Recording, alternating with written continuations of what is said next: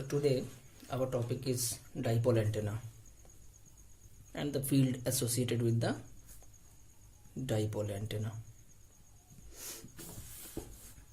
Now we have learned the basics of a Hertzian dipole, and we also know that if a point source is there, the waves will come throughout the point source and have basically a sinusoidal variation. We also know that this is the complete sine wave, and a dipole antenna is basically accommodates half wavelength. So this is half wavelength, so it is having the capability to accommodate half wavelength. Now we know that a simple dipole or a dipole is fed with a varying signal. So basically, if this is a dipole rod, the electron distribution is all throughout the rod. So what happens is, when AC is fed, the electron flow will follow. The follow will be at half cycle. This end will be having maximum electron affinity, and at an equilibrium this will be constant. That means it will be all throughout, and again when the cycle reverses, this electron will accommodate here, isn't it? So now the cycle actually repeats itself with signal frequency.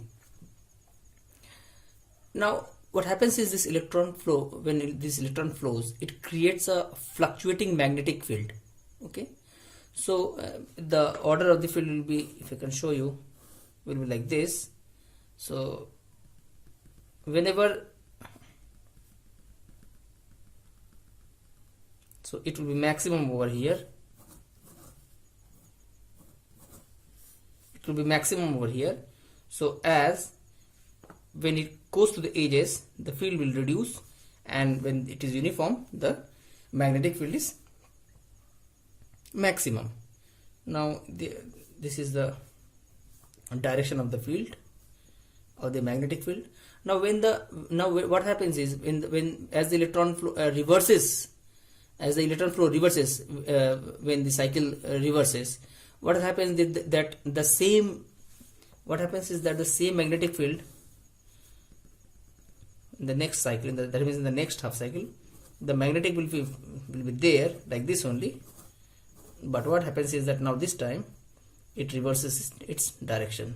So that is what all about the, and this is all the lines of force is there. So this is the lines of force representation. So as you can see here, that when the cycle reverses, the lines of force are in opposite directions. So magnetic field reverses its position at each half cycle of the signal frequency. This is actually the H field. Now what happens is, let us take the dipole in this position. It is maximum towards an end. Let us say that it is negative and it is positive. Now we also know that the positive voltage will be along this end. So this is positive and this is negative voltage. So at this end it will be positive voltage, and at this end it will be negative voltage. And what happens is when the electron flows reverses its direction, now what happens is, it simply changes its polarity. Now this time this is minus, this is plus, and it just changes the polarity. Okay, and so the voltage, basically the voltage, what happens is, when the electron will be maximum towards this end, the the positive voltage will be this side and negative voltage will be this side. And when the electron affinity or electron concentration or density is this side, then the reverse happen, and in this way an antenna basically radiates. So now what will happen, this is all about the H field.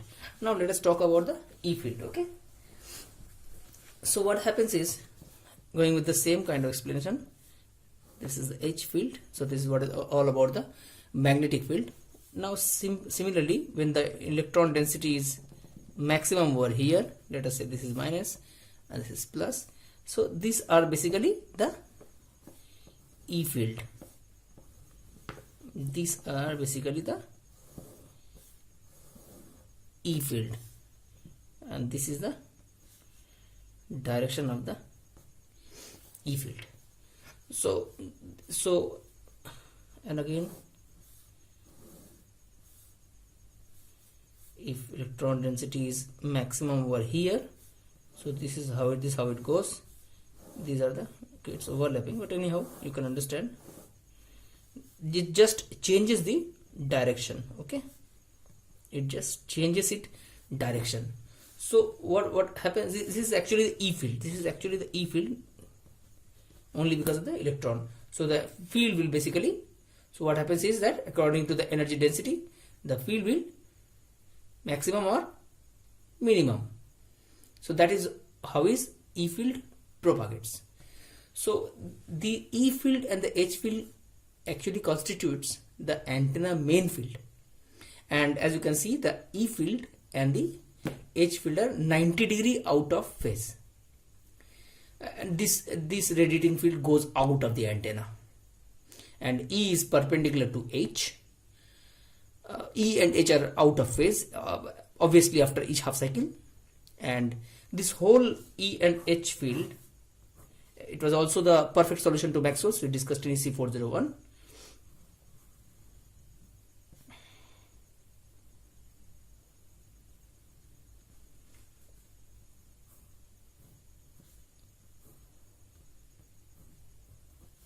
So this is E and this is H field, and same goes here. Now what happens is, this whole, this even E is here, H is here, and in the negative the same thing happened, and this whole waves moves in the direction of propagation and with respect to time. And so E cross H determines the direction of propagation. So that means that when, let us suppose that H is here, because it is in space, and when E is here, so E cross H is basically in the direction of propagation. And let us say in the next half cycle, what happens is, when E is here and H is there, still E cross H is in the direction of propagation. Okay, now the question is, what will happen? I mean, we are talking of nothing but the half wavelength, isn't it? We are talking of the half wavelength dipole. Now what will happen if the dipole length will be lambda? That means when it will be of one wavelength, what will happen?